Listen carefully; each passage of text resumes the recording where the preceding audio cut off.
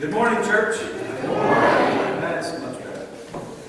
I am very happy to get to be with you this morning and have the opportunity to study from God's Word. And I hope that you are excited about that also, that you'll open up your Bibles to Mark chapter 10, as we're going to be studying from there today. As you're turning there, I want to clarify something and make sure that we all understand each other. I am from Tennessee, but I am not responsible for the orange-colored bulletins this morning. Kentucky fans, do not need to throw things at me. I am not a University of Tennessee volunteer. My blood does not bleed orange. I went to college at Texas A&M. My blood bleeds maroon. So I'm not responsible for the orange. I do appreciate getting to be with you and excited about our time of study this morning. Bartimaeus is an interesting character. And I wonder, as he got up this morning, if he thought there was going to be anything different about this particular day. I wonder if he thought that there was going to be anything unique. It likely dawned like any other day had ever dawned before for Bartimaeus, and that is that he can't see. He's blind. And so he's not seeing what's going on around him, but he can tell the day is gone, there's a new day coming. And he's likely getting up, going about his normal routine, putting on his beggar's uniform, and getting ready to head out along the street where he's going to sit and beg for money and food and whatever else, living off the charity of others as they walk by the street.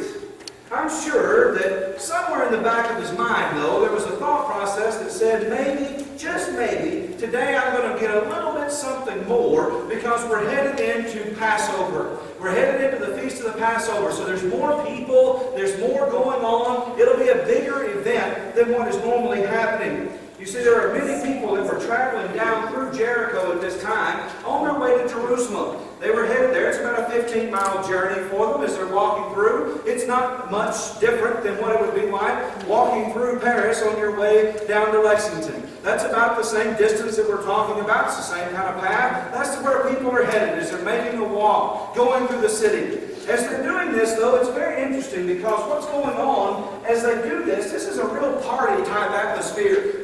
People are happy. It's Passover time. This is the time that they're headed to Jerusalem, and so it's a general jovial atmosphere. There are vendors that are setting up booths along the street. As they're going, they're seen buying and selling of goods, and things are just happy as folks are making that trek down to Jerusalem. And I'm sure then as the folks were starting to get a little more excited, Bartimaeus is looking around and going, what is this? What's going on? Why is it that there suddenly seems like there's more people? You ever been in one of those situations? Maybe you're walking through the mall or you're walking through a store and then all of a sudden you just get this sense that there's a lot more people around you than there were just a few minutes ago.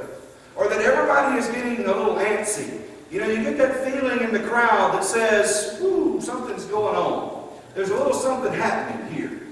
And I'm sure that Bartimaeus starts to feel that. He starts to sense that there's something a little bit more. And you see here, some of the people walking with Jesus down toward Jerusalem, I'm sure are thinking, here it comes. This is it. This is the moment that Jesus is going to set up His kingdom. We're finally going to take Jerusalem back from the Romans. We're going to set this up. This is when it's going to happen. It's about to take place. It's all going down. And they can just see it coming. But now here he is, Bartimaeus. He feels the sense of the people getting a little worked up around him, and he asks somebody, what's the deal? What is so going on? What's all the excitement about? And somebody tells him, it's Jesus. Jesus is about to walk by. And when they tell him that it's Jesus that's about to walk by, verse 47 here says that he began to cry out in a loud voice, Son of David, have mercy on me. He's crying out, Son of David, have mercy on me. So much so is he crying out that people are telling him, hush, you are being a distraction. You're being disrespectful. People are trying to walk along here and talk to him, and all they can hear is, Son of David, have mercy on me. As Bartimaeus cries out, as Jesus is walking by. Do you catch the irony here? A blind man has recognized the presence of the Messiah, the promised King. the Savior. People walking along that can see just fine have not really recognized who Jesus is. But this blind man has figured it out. But I want you to notice also what he's asking for when he cries out. He cries out and says, Son of David, give me a place in your kingdom. Make me your number 2 in command. That's not what he says. No, what Bartimaeus says is, have mercy on me. Son of David, have mercy on me. 2 of the people walking with Jesus, James and John, have just earlier asked for a place in the kingdom of heaven. They've asked for a seat in Jesus' throne room, one on his right, the other on his left.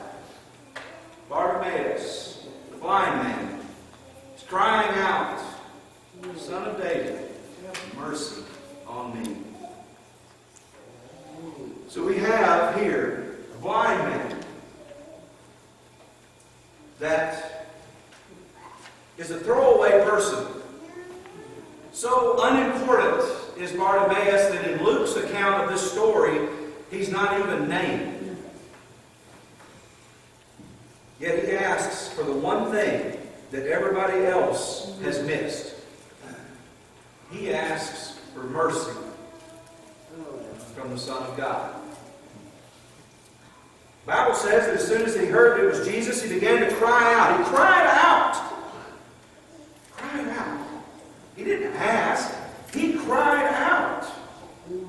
Now see, that to me is significant. That this man would cry out for mercy. He could have just wished in his heart that Jesus would heal him. He could have asked someone else to get the message to Jesus. But Bartimaeus knew that the only hope he had of being healed was a direct, personal encounter with Jesus Christ. That's what Bartimaeus knew. He knew if I'm going to be healed, I've got to get his attention. I have to get it. Not somebody else. I don't need to get somebody else to tell him about me. I need to get him. I need Jesus if I'm going to ever be healed. So Bartimaeus cries out. The blind man being told to hush, to be quiet. When he is heard by Jesus, verse 50 says then that he sprang up, threw off his coat, and went to Jesus. You see, Bartimaeus' coat represented his old way of life. That was his beggar's uniform. You see, dressed in this dirty old coat, and he went and sat by the side of the road and begged for people to give him things. Well, when Jesus hears him calling to him and says, tell him to come here, when he goes to him, when Bartimaeus goes to Jesus, he throws off his coat and runs to Jesus. It reminds me of what the Hebrew writer said in Hebrews chapter 12 and verse 1. Therefore, and by the way, let's take a time out here for just a second. Whenever you see that word therefore, by the way, this is extra. There's no extra cost for this. This is a free lesson. Okay? Therefore, whenever you see that word show up, you need to stop and ask yourself, what's it there for? Why is therefore present? All right, so therefore points us back to Hebrews chapter 11, the Hall of Fame of faith, and we see all these people that are being talked about because their faith was so great that they did magnificent things. That sounds kind of like what we talked about in Bible class this morning, that their faith caused them to do action. So there you go again, another example. But Hebrews chapter 12 here in verse 1, therefore, since we are surrounded by such a great cloud of witnesses, who's the great cloud of witnesses? All those people in Hebrews chapter 11 that are being talked about. Then what does the Hebrew writer say? Let us also lay aside every weight and sin which clings so closely. What did Bartimaeus do? He threw it off. He threw it off of him and ran toward Jesus. That's exactly what the Hebrew writer is saying. Let us throw off the things that are tying us up, the things that bind us, the things that make us look like a beggar looking for a handout. Let's throw that stuff aside and run after Jesus. Which is exactly what Bartimaeus does.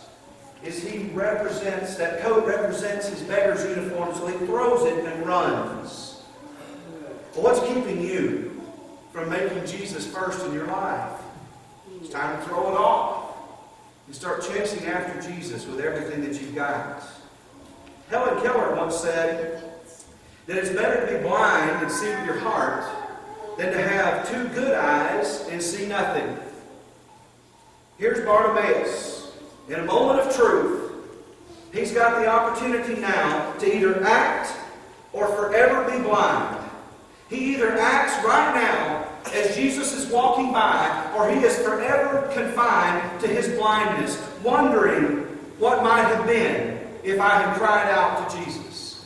What might have been if I had actually turned and gone toward him instead of just sitting in my comfort of my coat that I have worn for so long, that feels so good wrapped around me as I sit on the side of the road. No, Bartimaeus chose instead to throw that off, run after Jesus. He faced a make or break moment and chose to follow after Jesus. You recognize this young lady? You recognize her? Anyone? What if I told you her name was Cassie Bernal?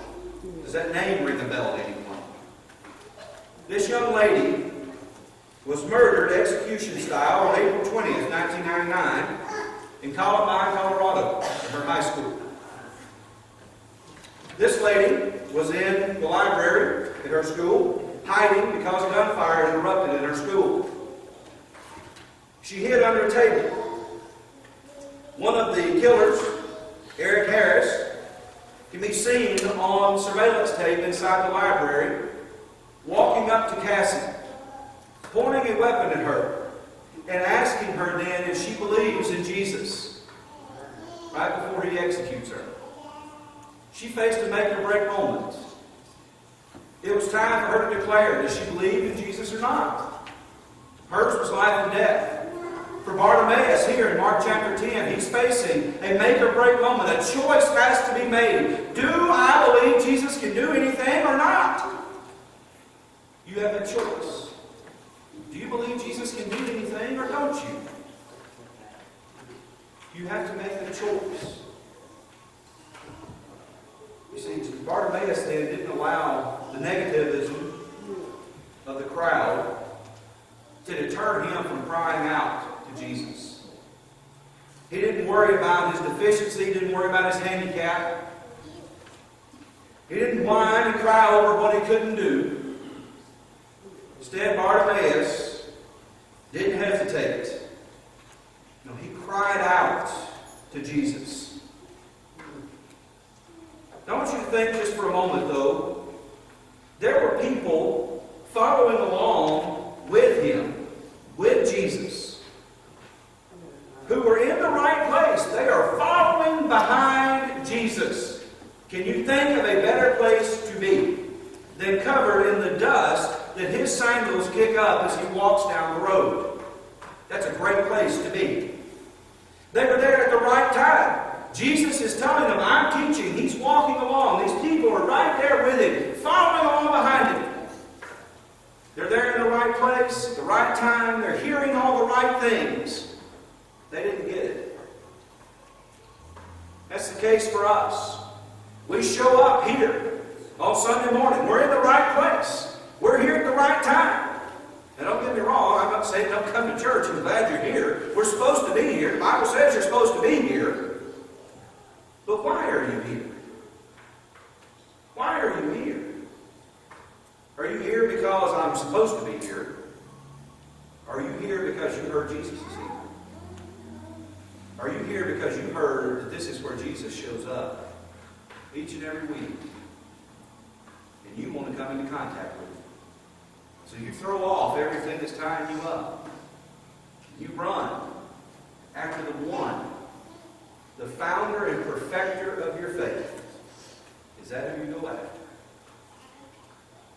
You see, you and I get so blinded by the things of this world that we don't really see the truth that's sitting right in front of us. Don't you notice something else here in our passage in Mark chapter 10? And this is something that far too often we kind of skip over this point. This is significant.